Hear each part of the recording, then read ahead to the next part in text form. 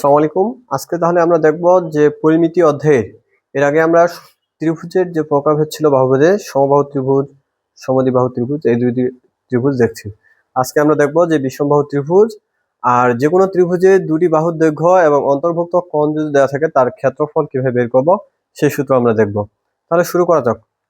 তাহলে দেখি আমরা আগে কি কি দেখছি যে ত্রিভুজ ছিল কত প্রকার, 3 প্রকার। তাহলে সমবাহু ত্রিভুজ আমরা দেখছি, সমদ্বিবাহু। আজকে আমরা দেখব বিষমবাহু ত্রিভুজ। তাহলে বিষমবাহু ত্রিভুজ কাকে বলে? যে ত্রিভুজে তিনটি বাহুর দৈর্ঘ্যের মধ্যে একটিও অপরটির সমান নয়, অর্থাৎ AB does not BC does not CA। AB এর দৈর্ঘ্য কখনো BC এর সমান হবে না, কখনো CA এর সমান হবে না। তাহলে BC এর দৈর্ঘ্য যদি A, AC এর দৈর্ঘ্য যদি B এবং C এর দৈর্ঘ্য যদি আমরা এই যে AB এর দৈর্ঘ্যকে আমরা যদি C ধরি, তাহলে এই ত্রিভুজের যে পরিসীমা রয়েছে, পরিসীমা কি হবে? পরিসীমাকে আমরা প্রকাশ করি 2s দ্বারা। পরিসীমা 2s সমান হবে A plus B plus C। আর যদি অর্ধ পরিসীমা বের করতে বলে তাহলে কি হবে?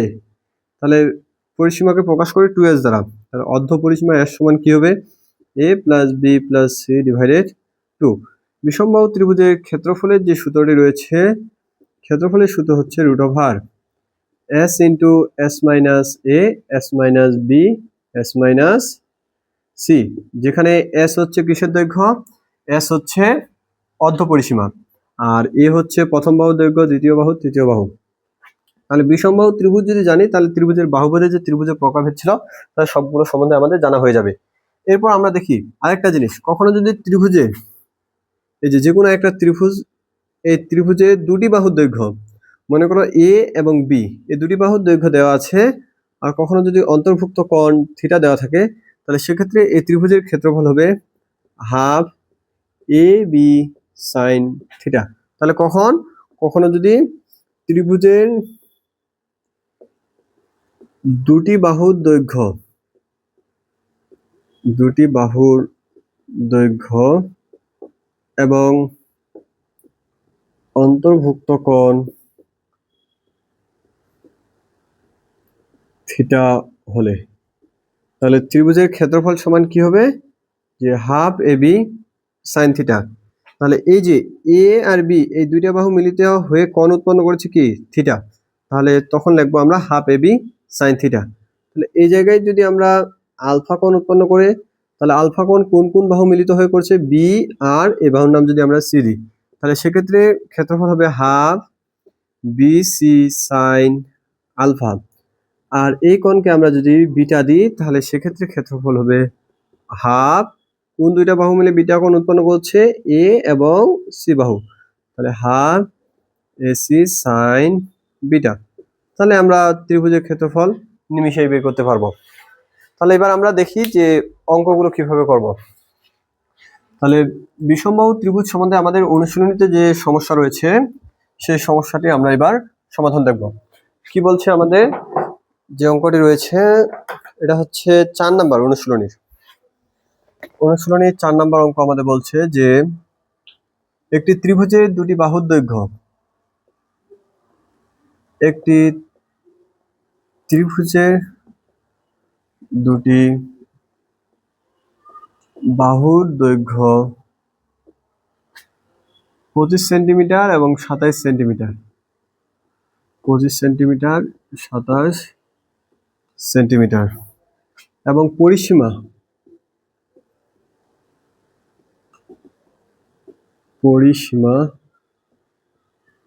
84 সেন্টিমিটার। ত্রিভুজটির ক্ষেত্রফল নির্ণয় করো। তাহলে আমাদের যে ত্রিভুজটি রয়েছে এই ত্রিভুজটির ক্ষেত্রফল নির্ণয় করতে বলছে। ক্ষেত্রফল নির্ণয় করো। তাহলে দেখো ত্রিভুজের পরিসীমা দেওয়া আছে আর দুটি বাহুর দৈর্ঘ্য দেওয়া আছে, তাহলে অপর যে তৃতীয় বাহুটি হবে সেই বাহুটির দৈর্ঘ্য আমরা সহজে বের করতে পারবো। তাহলে আমরা কি জানি যে ত্রিভুজের পরিসীমা সমান কি? 2s সমান হচ্ছে A plus B plus C। তাহলে এই ত্রিভুজের পরিসীমা কত দেওয়া আছে আমাদের? 84 সেন্টিমিটার। তাহলে যদি আমরা লিখি যে দেওয়া কি আছে, যে দেওয়া আছে আমাদের a সমান হচ্ছে 25 সেন্টিমিটার আর b সমান কত সেন্টিমিটার, 27 সেন্টিমিটার। তাহলে এখান থেকে আমরা c সমান বের করবো। এটা আমাদের কি করা আছে, প্রশ্নে দেওয়া আছে। তাহলে এর মান আমরা দিলাম 25, বি এর মান দিলাম 27, তাহলে বের করবো কার মান, সি এর মান।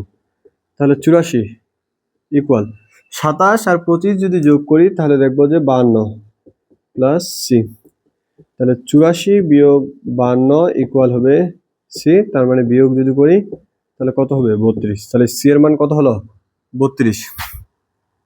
তাহলে এবারে আমাদের একটা বাহুর মান পাইলাম আমরা 32 আর দুইটা 25, 27। তাহলে এটা কোন ত্রিভুজ, এটা হচ্ছে বিষমবাহু ত্রিভুজ। কারণ আমরা জানি বিষমবাহু ত্রিভুজের ক্ষেত্রে তিনটি বাহুর দৈর্ঘ্য কি হয়, অসমান।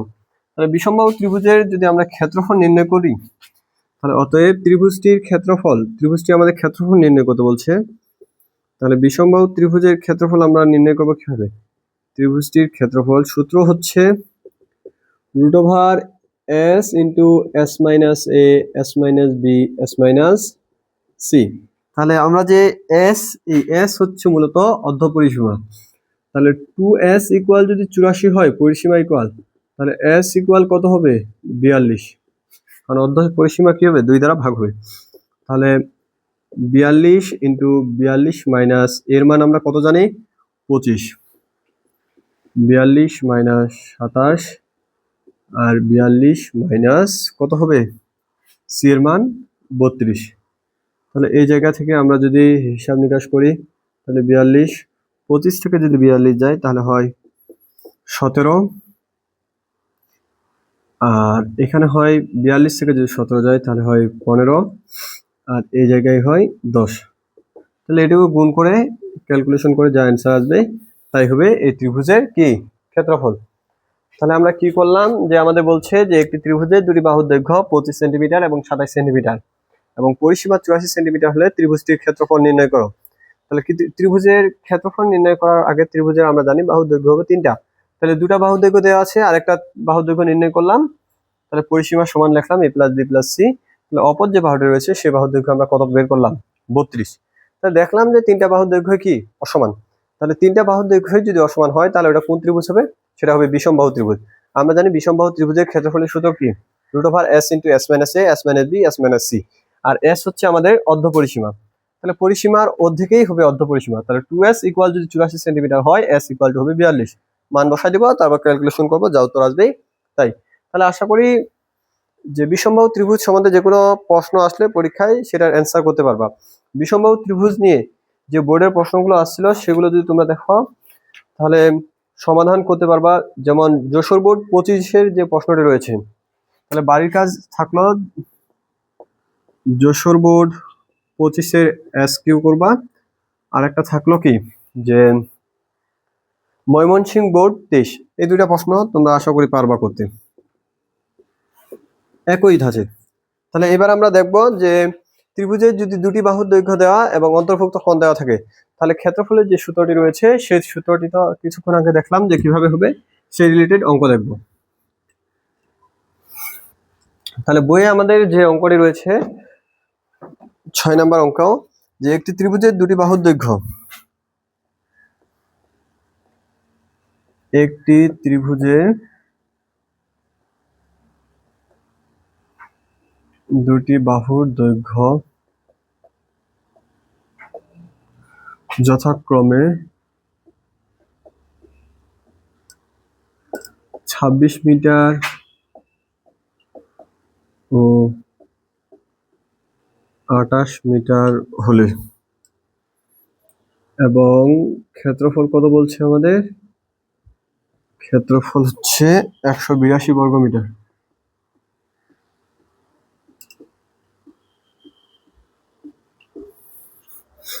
ত্রিভুজটি যে কোণের মান রয়েছে, বাহুদ্বয়ের অন্তর্ভুক্ত কোণের মান নির্ণয় করো। বাহুদ্বয়ের অন্তর্ভুক্ত কোণের মান কত। তাহলে এই ধরনের অঙ্ক আমরা কিভাবে সমাধান করব, আমরা দেখলাম যে একটি ত্রিভুজে দুটি বাহুর দৈর্ঘ্য এবং অন্তর্ভুক্ত কোণ মানে হচ্ছে যেই দুইটা বাহু মিলে কোণ উৎপন্ন করবে সেই কোণকে বলা হয় অন্তর্ভুক্ত কোণ। যেমন এই যে এ বাহু আর বি বাহু মিলে যে কোণ উৎপন্ন করলো, এই যে এ বাহু আর বি বাহু মিলে কোন কোণ উৎপন্ন করছে, এই কোণটুকুর নাম যদি আমরা দিই আলফা, তাহলে ক্ষেত্রফলের সূত্র কি হবে, half A B sine alpha. আর এই কোণ যদি বিটা হয় তাহলে বি বাহু আর সি বাহু মিলে কোন কোণ উৎপন্ন করেছে, বিটা, তাহলে সেক্ষেত্রে ক্ষেত্রফলের সূত্র কি হবে, হাফ বিসি সাইন বিটা। আর এটা যদি হয় গামা, তাহলে ক্ষেত্রফলের সূত্র কি হবে, হাফ এসি সাইন গামা। তাহলে আমরা আশা করি পারবো। তাহলে এই অঙ্কটা কিভাবে করব দেখো, এই অঙ্ক আমাদের কি বলছে যে ত্রিভুজের দুটি বাহুর দৈর্ঘ্য যথাক্রমে 26 মিটার ও 28 মিটার। তাহলে এই যে একটা ত্রিভুজ নিলাম, এই ত্রিভুজের মনে করলাম যে এই দুইটা বাহুর দৈর্ঘ্য হচ্ছে 26 এবং কত 28, আর ক্ষেত্রফল দেওয়া আছে বাহুদের অন্তর্ভুক্ত কোণ। তাহলে এই যে এই দুইটা বাহুর মধ্যে অন্তর্ভুক্ত কোণ কোনটা, এটুকুর মান আমাদের বের করতে হবে। তাহলে দেওয়া আছে ত্রিভুজটি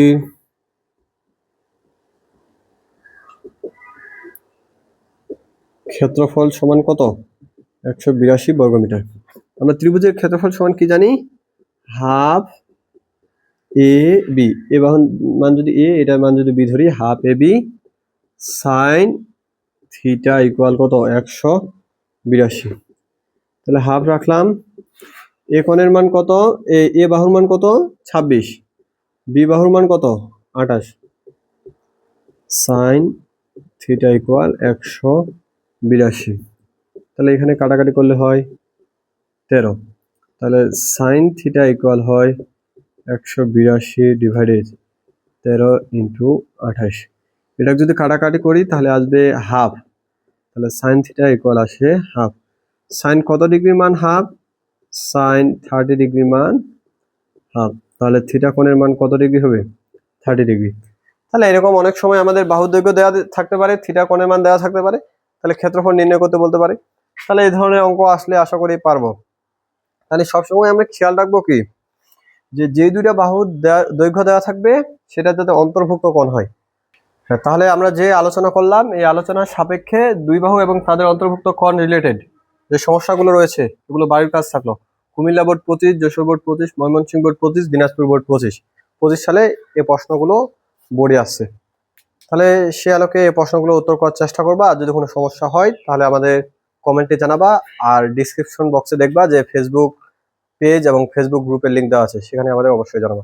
ঠিক আছে, ভালো থেকো, সুস্থ থাকো। আসসালামু আলাইকুম ওয়া রাহমাতুল্লাহ।